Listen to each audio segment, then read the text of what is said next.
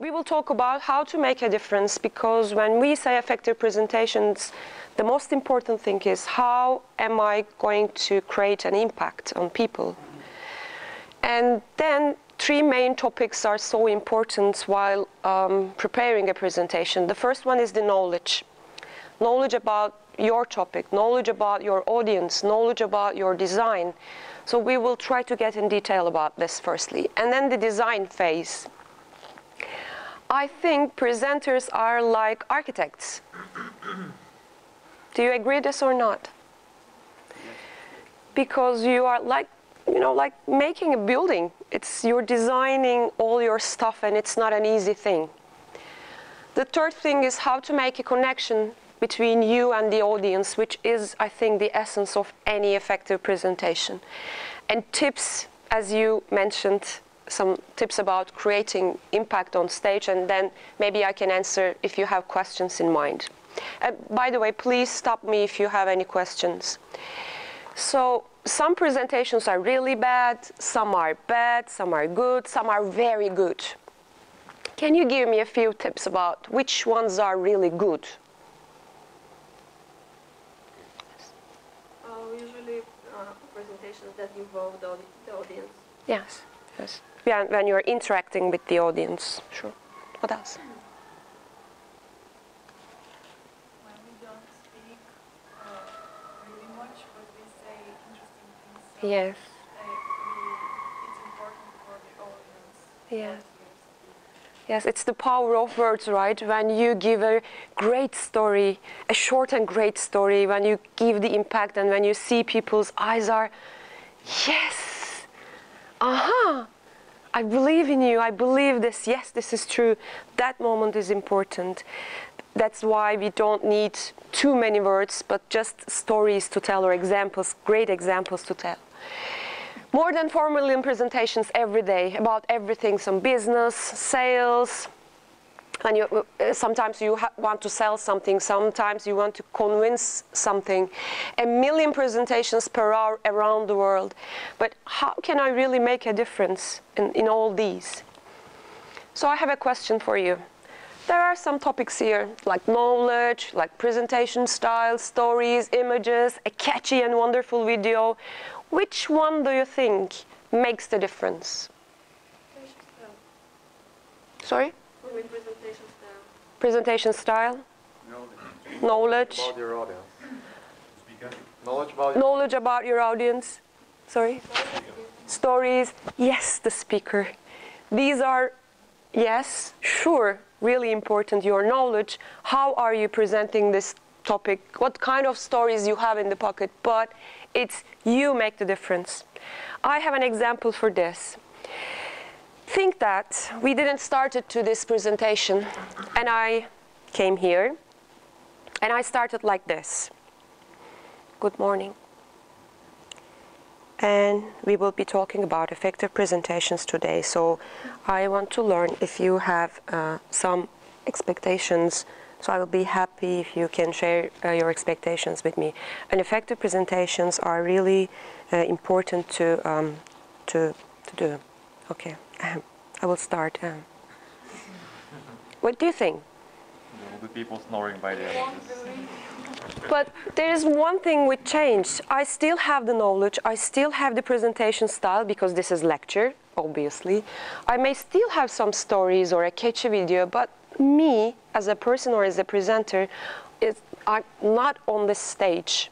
I'm not showing my presence to you, as we talked about yesterday. Tone of voice, your charisma, your body language, or your impact on others. So you're not here, literally. This is a picture of what you can create if you are not on stage exactly.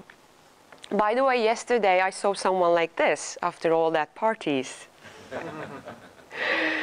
So, but okay, it's okay, but for the whole presentation, it's not okay to have people who are listening to you like this. Instead, we want to sell something, convince people for something, say something, create an impact when we are making a presentation. We don't want them to sleep. We just want to do one of these, to create an impact, and be remarkable. Sometimes it seems easy. Steve Jobs, in this presentation, said nothing. What he did, he opened an envelope and he pulled out an iMac and he said, "This is our future." It was it. Seems easy, right? But it's not that much easy. Because it was a great product. It has a story behind. It was Steve Jobs. Then it's easy. But for us, while making some important presentations, it may not be that much easy. Why presentations suck? There's a research on that. I want to show you some findings. Motivation about your knowledge or design style or your fear or anxiety, designing skills, structuring, storytelling, if it is audience related or not. There are many reasons. What do you think? Which one of these is the most important one?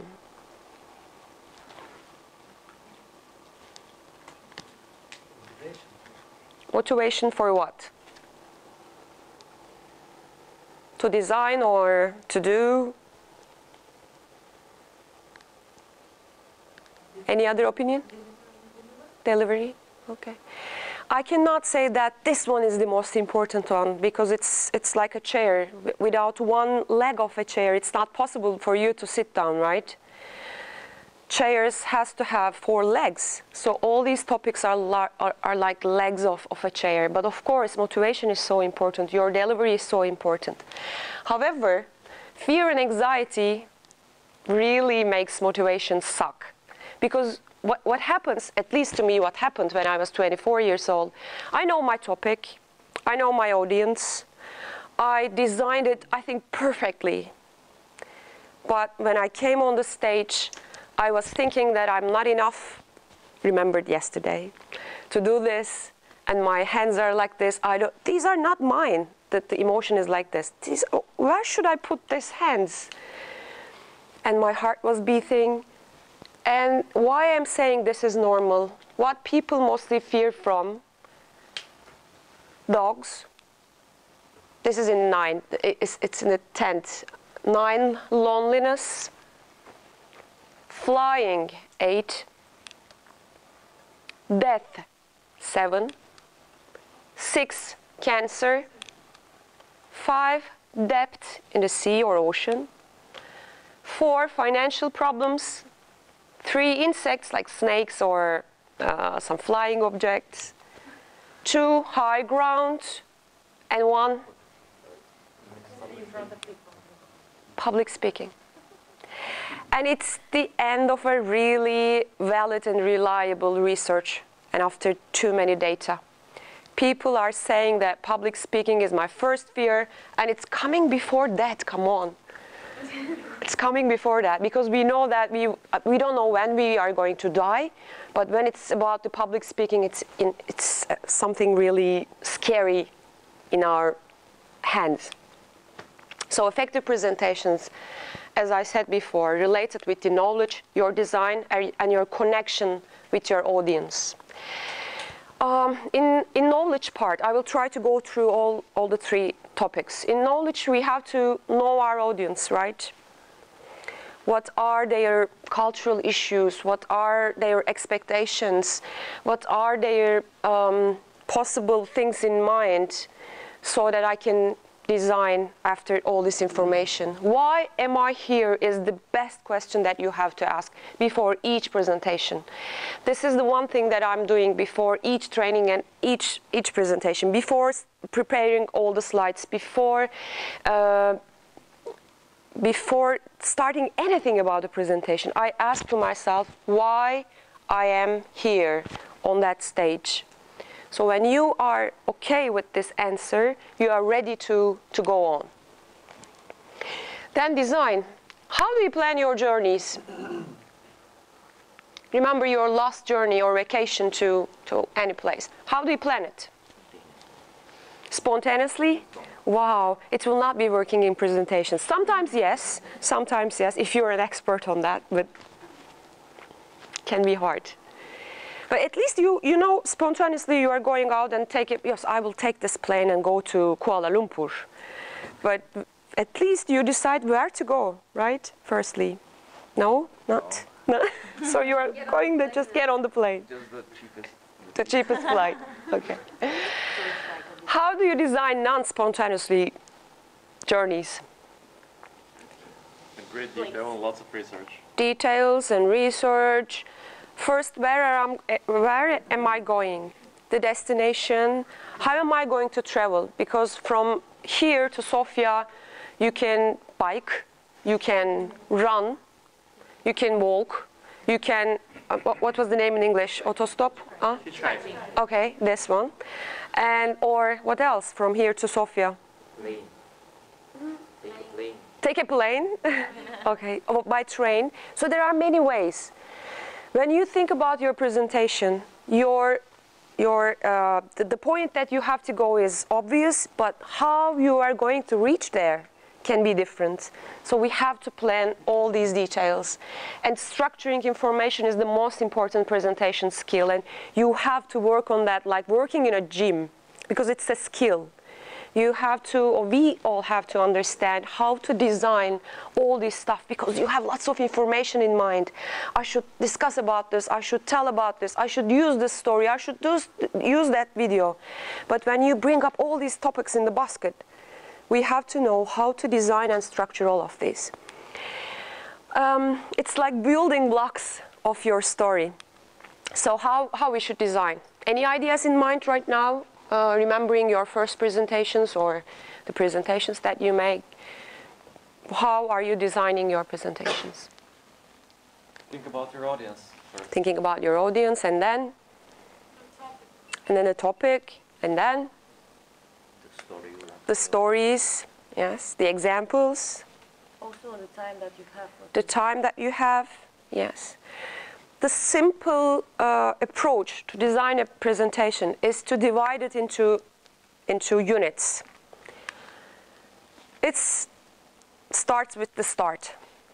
How am I going to start? How am I going to greet? How am I going to make them believe that it is worth to listen this presentation? Because if you don't get their attention at the first part, probably they will not be listening you at the following parts. So the start is so important. How am I going to start and influence them? Then our message part begins, and then closure. Which part is missing in most of the presentations? What do you think? Closure? Yes. We don't give that much time to closure, to understand what went well, what should be better, what are the feedbacks, how people are going to use all this information. We are mostly skipping this part. This is a really important thing that I want to share with you. If you forget anything about my presentation today, please don't forget this one. And you can research this one on Google, and you can find lots of academic things about that. The model's name is Format, and it says that we have 4 types of learners in every presentation.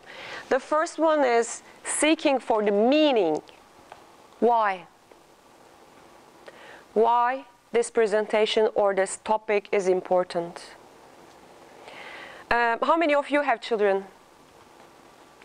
Okay, 2. We are saying to our children that you should do this, you should wash this, you shouldn't do this kind of things, right? This is the what part that we are telling to our children, but they are insisting on doing the same thing again and again. Felipe discussed about millennials and Y generation yesterday. People just want to know, why should I do this? There is a video of Simon Sinek, how great leaders influence people. And it says the power of why is so important. People are seeking for why this is important. So you should be sure that you are answering the question of why in the presentation. The second one is what? Okay, I understand the why, but what? What should I do? What am I going to do? What is the information? What are you giving to me? The third part is show me part. How am I going to do this? So if it is a training or it is a presentation, they should understand how this is related with their daily lives. And the fourth part is if, because they are seeking for the possibilities. And so what? If I use this, what will happen? What will change in my life? What is the end result? So while designing our presentation, we should be answering these 4 things. Are we clear on that? Do you have any questions on this? Okay. So we are designing as a summary why, what, how, and if.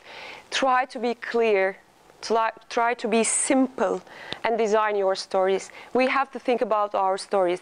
Do you remember yesterday I discussed about unconscious incompetence and conscious competence? Do you remember that? Yes. Do you remember the story I used? Which one? What was the story? My husband, do you remember that? Yes, it's a story. If I explain it like this is conscious, this is unconscious, this is the competent, it does not stay in your heads. But if you have a story like my husband, and I'm angry with him, there's an emotion there because he's not driving well, it affects you somehow. And storytelling is a new skill that we are discussing in today's world. Even you're a leader or presenter or manager or a father, it doesn't matter. You have to have some stories to convince people. So I recommend you to have a little notebook that I want to show you mine. And it's always with me, even in the bathroom, really. And this notebook, I've written, it's written inside the stories that I'm collecting. Stories about myself, stories about my experiences, stories about my failures, stories about the good things that I've done, stories about people around me, the emotional ones, the rational ones. And I'm trying to write everything in here so that when I have time in the traffic or in the sea bus, I'm just opening this, I'm reading my stories again and again. So this makes me, this helps me to remember all these stories all the time, so that it's in my head always, and I can bring it on the stage. And what about designing the message? This is an obvious thing that there's no need to sell. Wild imaginary, more imaginary, less text. Like 2 or 3 years before, people were talking about the end or the death of PowerPoint. How many of you believe that PowerPoints are, bless you, how many of you think that PowerPoints are dead, end of the PowerPoints? How many of you think like this? Okay. Now, the thing is, you have to have something in here. You may use Prezi, you may use some other types of presentations, but PowerPoint is not dead, actually. We are still using it, but if you know how to use it with images that you find, with a flow in it, you still can use PowerPoint in an effective way, because it makes people to focus and to understand more. I'm dividing this into 2 things. Me as a presenter, my job is to touch your right brains, to the emotions, to your creative thinking part. Here, you should understand the rational part, so it should be working together. And the closure. What do you think we should do after presentations as a closure? With a call to action. Yes, and with a call to action. There was a sales presentation, it was 2 weeks before.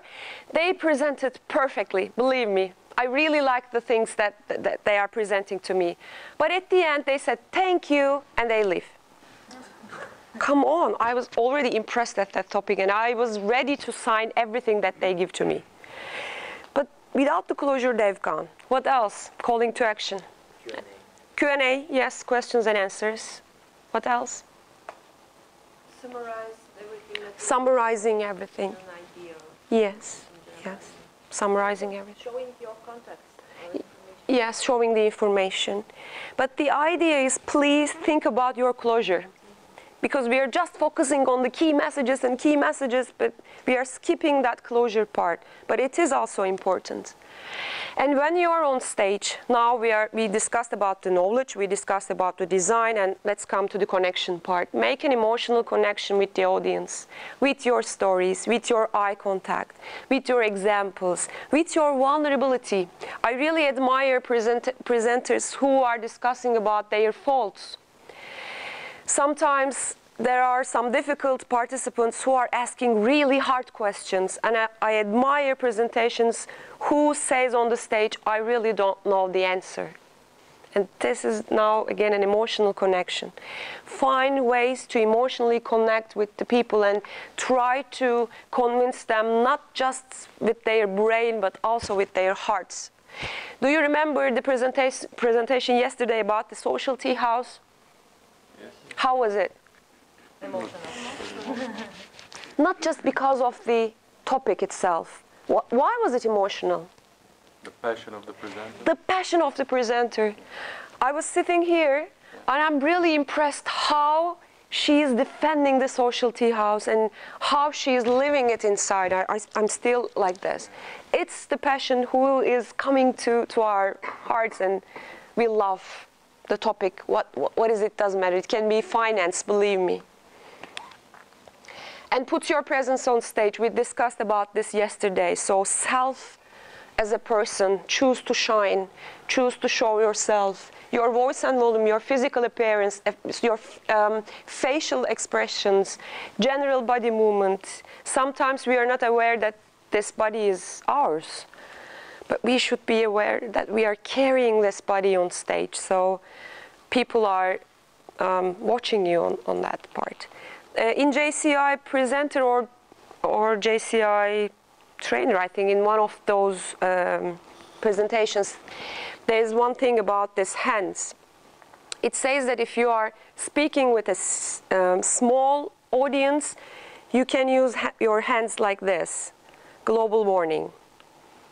If you're speaking with a more, bigger audience, you can use like this from here, not this, but this, global warming. If you're on stage with 3,000 people, you have to show yourself bigger. So choose your body language consciously.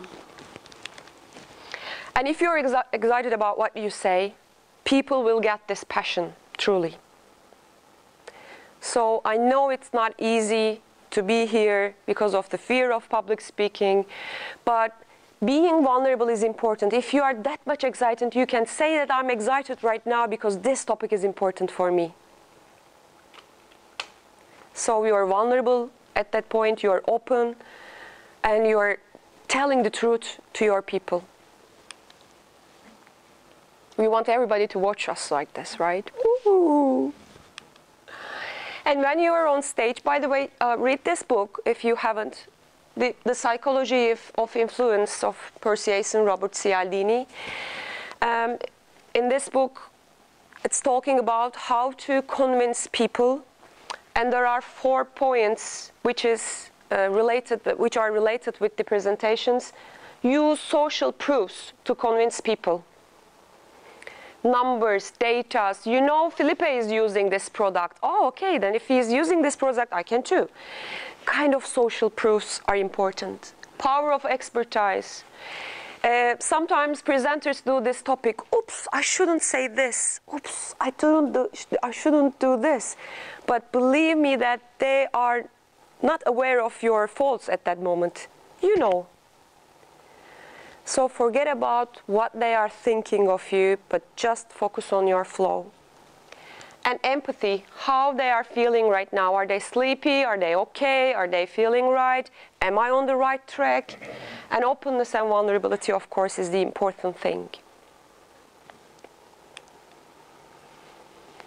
And your I can is more important than your presentation skills, I think. Because when you believe that I can do it, you do it. I want to try an exercise. Can you stand up for a while?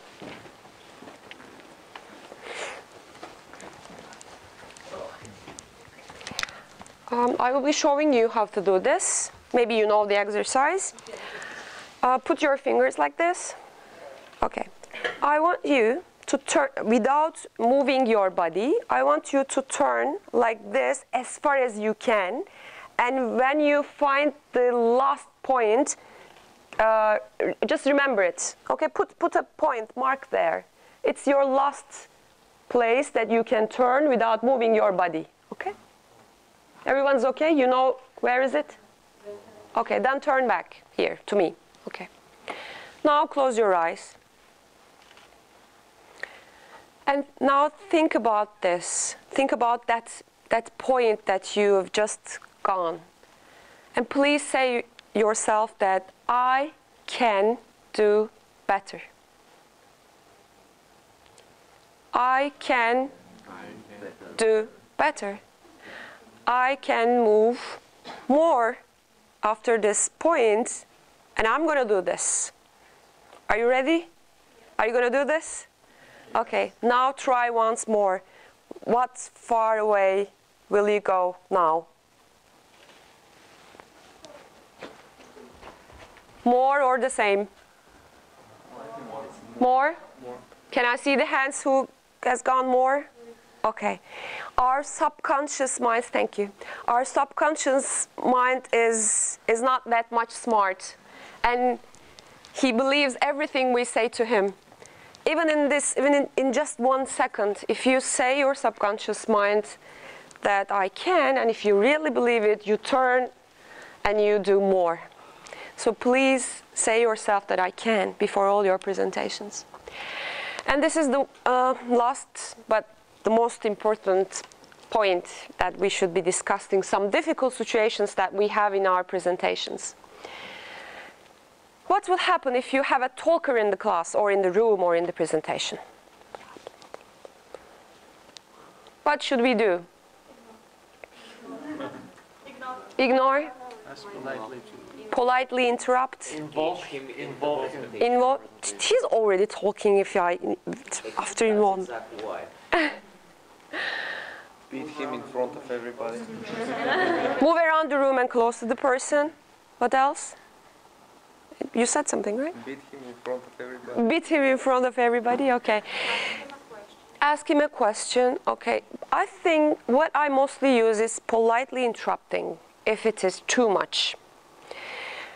You can say in a polite way that I really appreciate your ideas on this, but I have to discuss some things a little bit more, but I will be happy to discuss this with you during the break. Is that okay for you? If he understands, yes. If he doesn't understand, bite can be any other option. What about the quiet one? You're asking questions, you are trying to, get in, but he's quiet. But he's an important person and you want to convince him. What should we do? Beating is always an option. Beating, again, an option. You're a good presenter. So much violence. What should we do?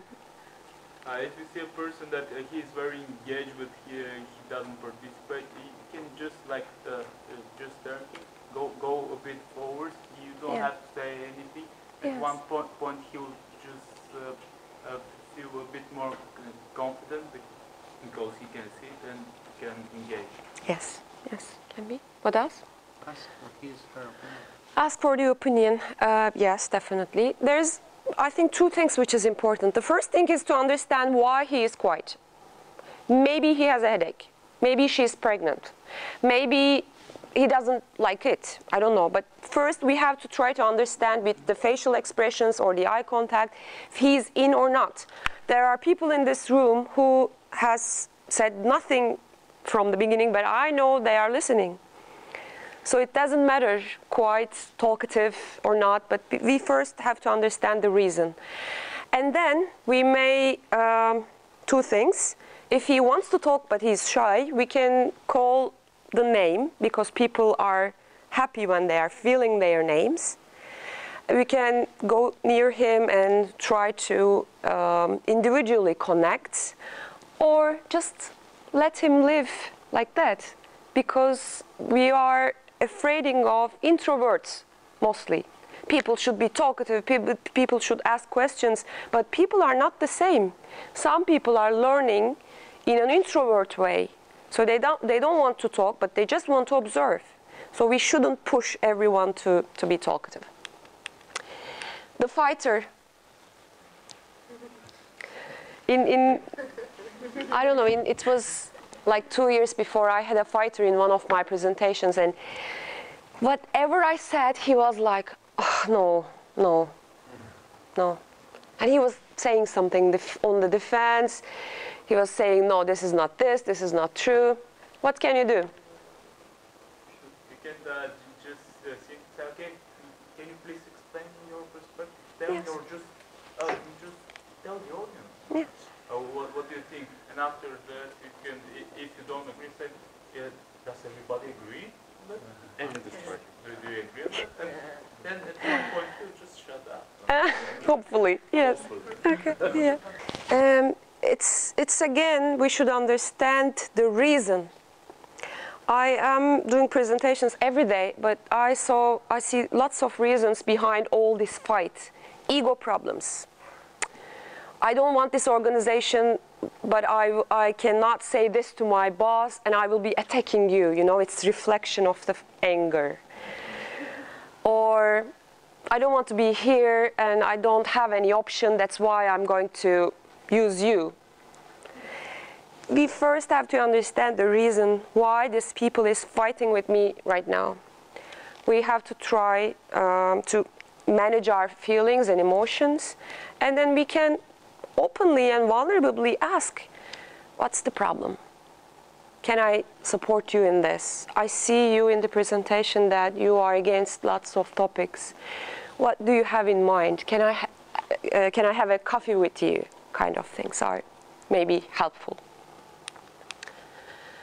And the individualist, you are trying to engage people, but she is sitting over there all by herself.